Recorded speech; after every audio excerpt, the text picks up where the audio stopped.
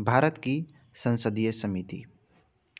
भारत की जो संसद है वो अपना काम विभिन्न समितियों के माध्यम से अपने कर्तव्यों का निर्वहन करती है।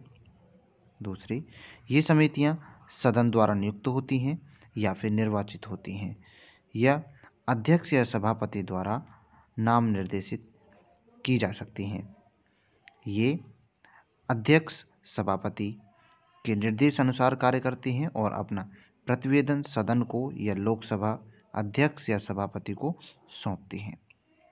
आगे, संसदीय समितियों को मुख्यतः दो भागों में विभाजित किया जा सकता है। कुछ स्थायी समितियां होती हैं और कुछ तदर्थ समितियां होती हैं, यानी कि ज़रूरत के अनुसार एकदम बनाई जा सकती हैं। कुछ ऐसी समितियां हैं। आगे और बात बताई गई हैं। स्थायी समिति ये स्थायी प्रकृति की होती है। ये निरंतर अपने जो कार्य है उसे करती रहेगी। इसका जो गठन है प्रत्येक वर्ष या समय समय पर किया जाता है। इसी के साथ अगर हम देखें तदर्थ समिति, इनकी प्रकृति अस्थायी होती है।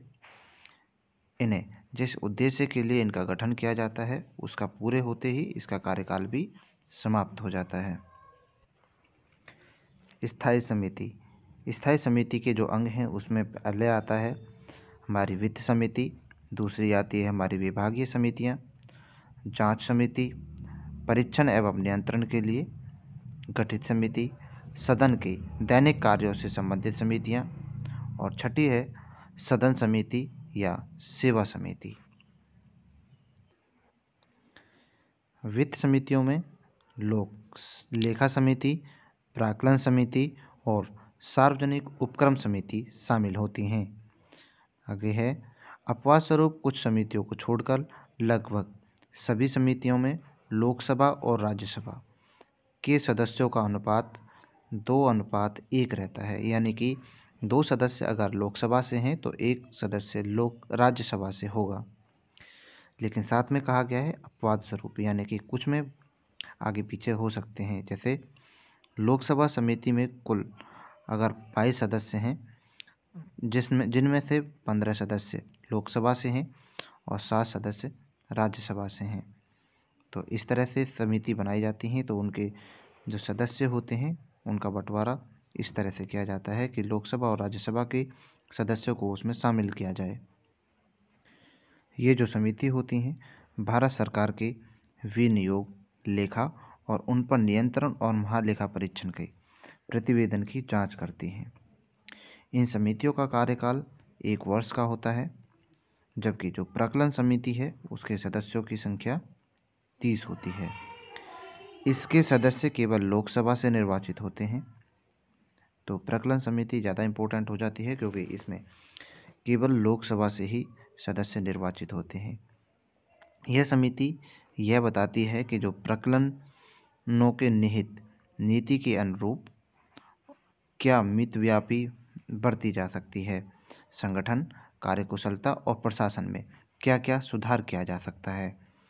तो प्रकलन समिति का ये कार्य हो गया। सरकारी उपक्रम समिति में 22 सदस्य, जिसमें 15 लोकसभा और 7 राज्यसभा से होते हैं।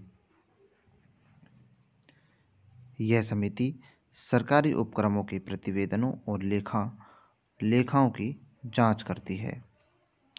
लोक लेखा समिति अपनी रिपोर्ट, जो याचिका समिति है उसके सदस्यों की संख्या 15 होती है और लोक लेखा समिति अपनी रिपोर्ट लोकसभा अध्यक्ष को सौंपती है। कुछ चीज़ें निश्चित हैं उन समितियों का जो कार्य है। इसी तरह से सामान्यतः लोकसभा से विपक्ष के किसी सदस्य को इसका अध्यक्ष नियुक्त किया जाता है, यानी कि जो हमारी लोक लेखा समिति है इसमें जो अध्यक्ष होता है वह विपक्ष से चुना जाता है। ये एक परंपरा है। इसी तरह से इस समिति के जो अध्यक्ष की नियुक्ति लोकसभा अध्यक्ष के द्वारा की जाती है।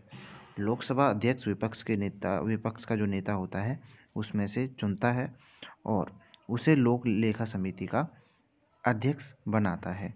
जो ये लोक लेखा समिति होती है अपनी रिपोर्ट लोकसभा अध्यक्ष को ही सौंपेगी जिसमें उसके सदस्यों की संख्या राज्यसभा और लोकसभा की गिनती पर निर्धारित होती है। उसी के अनुपात के अनुसार इसमें अध्यक्ष और सदस्य चुने जाते हैं।